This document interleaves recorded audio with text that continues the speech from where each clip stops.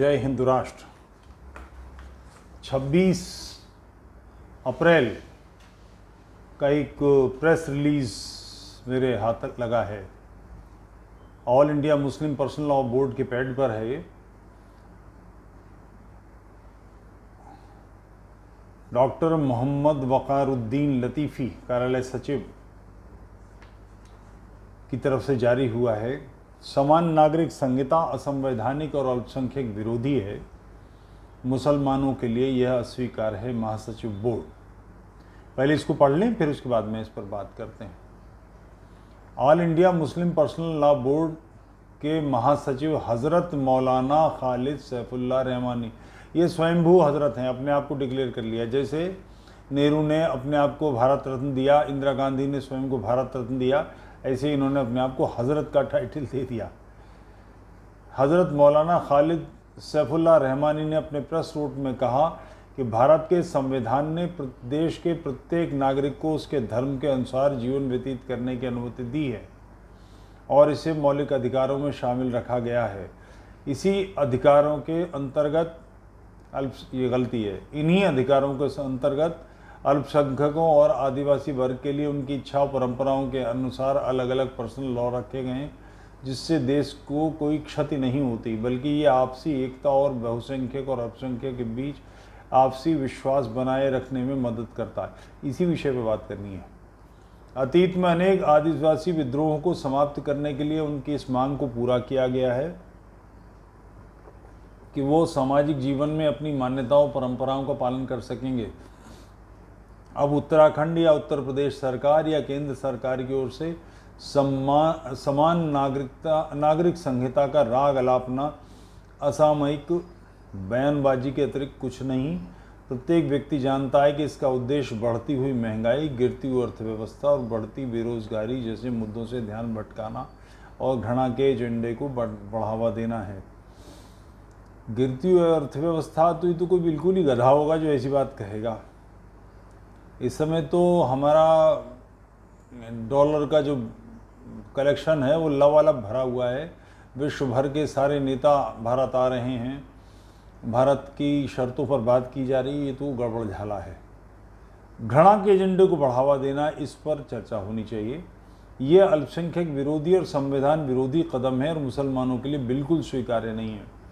All India Muslim personal law board इसकी कड़ी निंदा करता है और सरकार से अपील करता है कि वो ऐसे कार्यों से परहेज करे। ये ओखला में, मेन मार्केट ओखला में, जामिया नगर में कहीं स्थित है all India Muslim personal law board. All India Muslim personal law board क्या है, इस पर थोड़ा सा बात करें। All India Muslim personal law board की कोई हैसियत नहीं है, कोई संवैधानिक हैसियत नहीं है। एक सोसाइटी है जो रजिस्टर्ड करा रखी है कुछ लोगों ने, वही उसके मेंबर बनते हैं। कोई चुनाव नहीं होता किसी प्रकार से, जो भारत के प्रजातंत्र का ढंग है वो उसमें नहीं काम करता। कुछ लोग लिए जाते हैं और अपनी मर्जी से वो बातें करते हैं। इसी तरह से जैसे हम में से कोई ट्रस्ट बना ले, कोई भी कुछ काम करने लगे राष्ट्र के हित के लिए, अहित के लिए। मगर ये जो गंभीर बातें इन्होंने कही हैं, ये निश्चित रूप से आपसी एकता एवं बहुसंख्यक और अल्पसंख्यक के बीच आपसी विश्वास बनाए रखने में मदद करता है। पर यानी जो इस्लामी कानून अलग से अपने लिए उनके लिए बने हैं। एक तो ध्यान रहे कि इस्लामियों के लिए जो कुछ कानून बनाए गए हैं, उसकी शुरुआत 1857 के बाद अंग्रेज़ों ने, जो मुग़ल बादशाह तो निकाल 2 लाख पिछवाड़े मार बाहर करा, उसके शहजादे जो तथाकथित शहजादे थे, बाकी तो घर की शादियों तक के लिए भीख मांगने पर, चंदा लेने पर, इधर उधर से पैसे कर्जा लेने पर मजबूर थे। कुछ नहीं था उनके पास। शाह आलम, इसके बाबा के बाबा के ज़माने में ये हालत हो गई थी। सल्तनत शाह आलम, अज़ दिल्ली तपालम, दिल्ली से पालम गांव तक इनकी सल्तनत थी और उसमें भी कहीं कहीं इनके बाग थे, कुछ मकान थे, कुछ बिल्डिंग्स थी।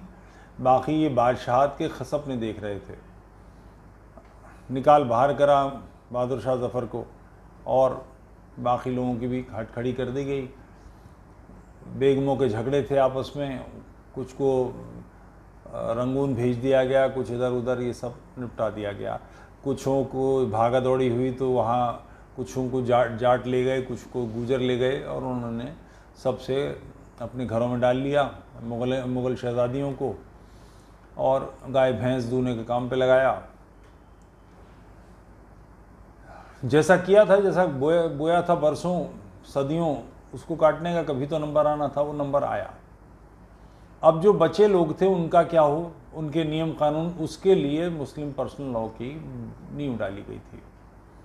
इसकी कोई अधिकृतता नहीं है। मुसलमानों में 50 वर्ग हैं, उनके सबके अपने अपने ढंग से काम चलते हैं। बोहरे हैं, दाऊदी बोहरे, गुजरात में, महाराष्ट्र में इनका आपने देखा, वो गोल टोपी वाले सुनहरी पट उस पर रहती है।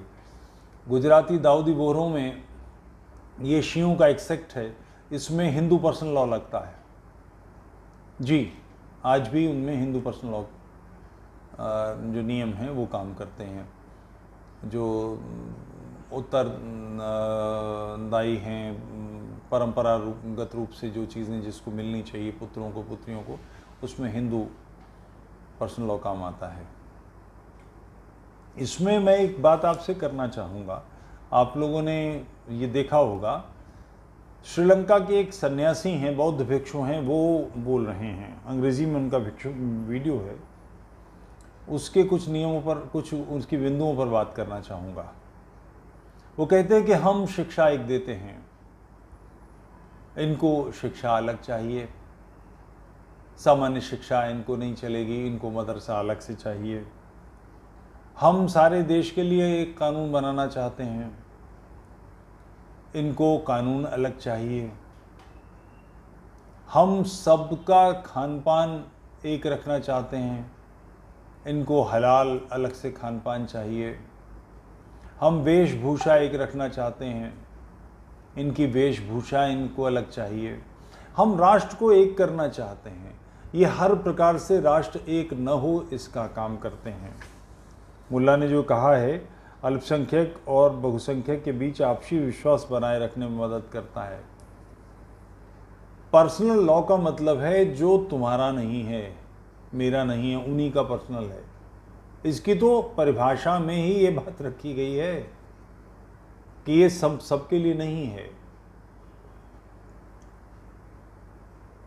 इस देश का 15% की 14.11% 2011 की जनगणना में इस देश में मुसलमान थे। जानबूझ के ये अब बातें फैलाते हैं दवा बनाने के लिए कि हमारी संख्या 15% है, 20% है, 50% है। जानबूझ के दवा बनाने के लिए करते हैं, मगर ये सच नहीं है। चलिए, उस समय 14 थी, 15 हो गई होगी, 16 हो गई, 17 हो गई होगी, 20-22 करोड़ तो होंगे। ये वो समाज, इसके नेतृत्व को जिसे गांधी जी ने लेजिटिमेसी दी थी खिलाफत मूवमेंट में, इनको लीडरशिप देने के बाद गांधी ने, और उसके बाद जब मुंह की खाई तो अपनी गलती स्वीकार करके बदलाव की तरफ जाते, वो भी नहीं किया। हमेशा उसके पीछे पिछलग्गू बने रहे, और उसको ये इस हद तक कमीनापन है उस गंजे बुढ़े का कि जब पाकिस्तान विभाजन हो गया भारत का, पाकिस्तान से विस्थापित आए, तो गांधी ने उन्हें सुझाव दी कि अपने नगरों को मत छोड़ो, वहीं मर जाओ, अहिंसा के लिए बलिदान दे दो, इतिहास में तुम अमर हो जाओगे। इतना दुष्ट प्राणी था, ऐसे जख्मों पर नमक छिड़कता था, उन जख्मों पर जो उसने खुद क्रिएट किए थे। तो उस मानसिकता को अलग करने के लिए कोई प्रयास, जो समाज अपने आप को अलग मान रहा है, किसी भी देश में दो प्रकार के वर्ग होते हैं, देशभक्त और देशद्रोही। देशभक्त मैं हूं, निश्चित रूप से हूं। देशद्रोही भी मैं बन सकता हूं, मेरे पूर्वजों का पुण्य नष्ट होना हो, कीर्ति क्षय होनी हो, तो मेरे जैसा कोई व्यक्ति नालायकी कुछ कर सकता है। मगर ये दोनों बातें एक ही सिक्के के दो पहलू हैं, देशभक्त और देशद्रोही। इसे एक ही व्यक्ति ये कर सकता है। ये तीसरा वर्ग है जो अराष्ट्रीय बनने पर उतारू है, जो इस देश से अपना संबंध नहीं रखना चाहता, इननेशनल, जो अपनी जड़ें यहां नहीं रखना चाहता, जो केवल यहां जीना चाहता है। ऐसे लोग भारतीय मूल का जो हमारा राष्ट्र है, मूल राष्ट्र है, हमारे राष्ट्र की मूल धारा है, उसके बहुत सारे लोग यूरोप में हैं, अमेरिका में हैं, ऑस्ट्रेलिया में हैं, अफ्रीका में हैं। आपने कभी सुना है कि वो टेम्स पर लानते भेजते हुए, वोल्गा पे लानते भेजते हुए गंगा में डुबकी मारने के लिए आके गाने गा रहे हों, मेरे भोला बुलाले मदीने मुझे, मारे गर्मी के आँव में पसीने मुझे? ऐसी पंक्तियाँ किसी से सुनी? किसी हिंदू से, किसी जैन से, किसी पारसी से, किसी सिख से, किसी ईसाई से? मैंने ईसाइयों को भी शरीक किया है, पारसी को भी शरीक किया है। यहूदियों से कभी सुना है कि वो भारत पर लानत भेजते हुए इजराइल की तारीफ में बातें कर रहे हैं? ये कौन सा वर्ग है जो इस तरह का काम करना चाहता है क्या? वर्ग नहीं काम करना चाहता। मुसलमान समाज सामान्य रूप से ऐसा नहीं है। उसको ऐसा बनाने में लगातार मुल्ला पार्टी लगी हुई है। मुल्ला पार्टी, खिलाफत मूवमेंट के लोग, मुस्लिम लीग के लोग, जमात इस्लाम के लोग, जहां जहां मौलाना ग्रुप है, वो इस भारत के मुसलमानों को राष्ट्रीय नहीं बनने देना चाहता। अल्ताफ हुसैन हाली मौलाना था। ये भी इसकी जो नज़्म है ना, वो दीने इलाही का बेबाक बेड़ा, जो खुलजुम में अटकाना कहा में ठटका, कि ये फतह थी जिसने सातों समंदर वो डूबा दहाने पे गंगा के आकर, कि जिसने सातों समंदरों में विजय की थी वो गंगा के दहाने पे डूब गया। मतलब क्या? मुसलमान तो हैं 18, 20, 22 करोड़ तो हैं, तो गहाने पे गंगा के डूबने का क्या मतलब? और ये भारत में है। पाकिस्तान, बांग्लादेश, अफगानिस्तान के अलग। कुल मिलाकर जोड़ लें तो हिंदुओं से कुछ ही संख्या कम होगी, आधी संख्या से कुछ कम कन्वर्ट कर ली, ढेर सारा हिस्सा भारत का ले लिया, फिर भी उनके मन में ये क्यों? क्योंकि इस्लाम जैसा होना चाहिए वैसा इस्लाम भारत का नहीं बन पाया। लगातार इसी काम में लगे हैं कि ये बदलाव आ जाए, किसी तरह से बदलाव आ जाए। तो उसका सबसे आसान तरीका कि अपने आप को अलग जाहिर करो। हमारा पर्सनल लॉ अलग है, हमारा खान पान अलग है। हम काफिर के हाथ का नहीं खा सकते। उसके मंदिर की पूजा का, किसी का कुछ खाएंगे तो जहन्नम में जाएंगे। बड़े पैमाने पर ये सारी बातें हैं। लिबास अलग। ये मोहम्मद की सुन्नत है कि यहूदी मूछें रखते हैं, दाढ़ी काटते हैं, तो तुम दाढ़ी रखो, मूछें काटो। ये जो आपको मूछ कटे और दाढ़ीदार एक मुट्ठी 3 अंगुल वाले लोग जो दिखाई देते हैं, ये ऐसी दाढ़ी वाले, ये बेसिकली मोहम्मद की सुन्नत है, उसका आदेश है। अपने आप को सामान्य बहती धारा से अलग रखो, तभी तो अलग से नाला बनेगा।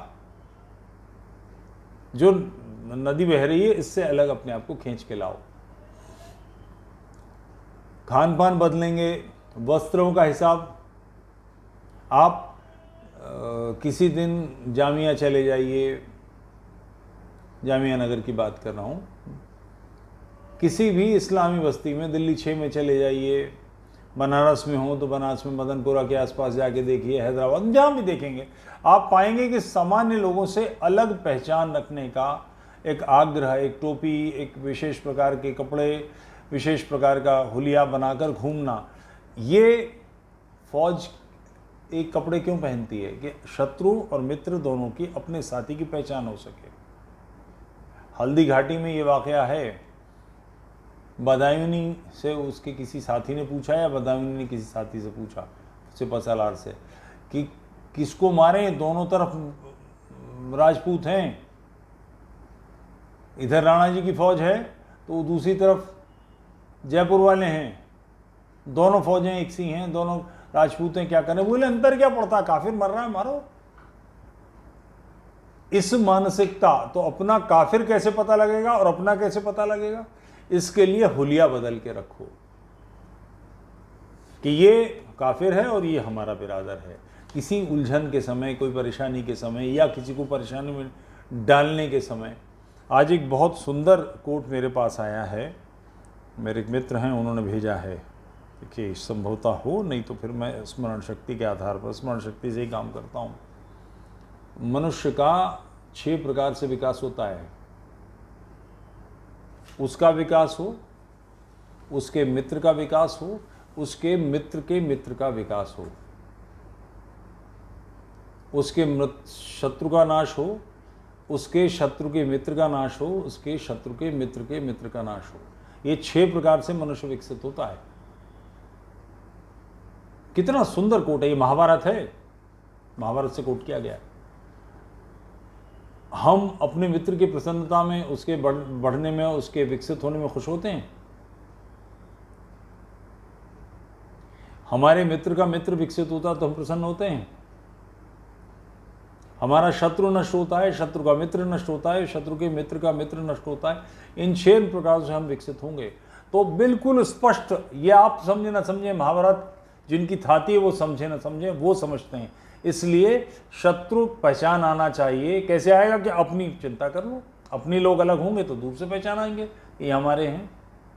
इसके लिए एक लगातार की व्यवस्था। मुस्लिम पर्सनल लॉ बोर्ड ने जो बात की है समान नागरिक संहिता, वो वही कार्य है। शत्रु पहचान आ जाए, मित्र अलग से पहचान आ जाए, अपना विकास, अपने मित्र का विकास, अपने मित्र के मित्र का विकास, इन तीनों चरणों को करने के लिए मित्र और शत्रु की बिल्कुल स्पष्ट विभाजन रेखा चाहिए ना। तो वो विभाजन रेखा मुस्लिम पर्सनल लॉ बोर्ड है, मुस्लिम पर्सनल लॉ है। मुस्लिम पर्सनल लॉ नहीं चलने देने, तभी तो नष्ट होंगे। भाजपा ने ये अच्छा विचार किया है, पूरी दृढ़ता से ये विचार आगे बढ़ना चाहिए। और इस विचार को आगे बढ़ाने के लिए भाजपा के जो लोग भी ये कार्य कर रहे हैं, हमारे हाथ में केवल सोशल मीडिया है। सोशल मीडिया का दबाव, बहुत दबाव है, ये मुख्य मीडिया से आगे जा चुका है। इस पर भरपूर प्रकार से, हर प्रकार से इसका प्रचार प्रसार कीजिए। लोगों को समझ में आना चाहिए कि ये सामान्य नागरिक संहिता नहीं, और इसके खिलाफ हो सकता है बदमाशी करें, गुंडागर्दी करें। तो इस गुंडागर्दी के खिलाफ अपनी व्यक्तिगत तैयारी रखिए। राष्ट्र को एक करना है तो राष्ट्र के शत्रुओं को नष्ट करना होगा, इनसे लोहा लेना होगा। बहुत सारे लोग हैं जो मुसलमानों में भी इस पक्ष के हैं कि ये बेहूदियाँ नहीं होनी चाहिए, तो उनको प्रभावी बनाइए, उनको वर्चस्वी बनाइए। और जो लोग ऐसा कुछ करते हैं, सड़कों पर उतरते हैं, तो इनके खिलाफ सड़कों पे प्रभावी प्रहार कीजिए। ये केवल राज्य के निपटने की, पुलिस के निपटने की समस्या नहीं है। बढ़िया वाली ठुकाई, पकड़ के दाढ़ी और कान पे रसीद करिए, चार्ज झापड़। लगातार ये होगा तो फिर इसके बाद बात बनेगी।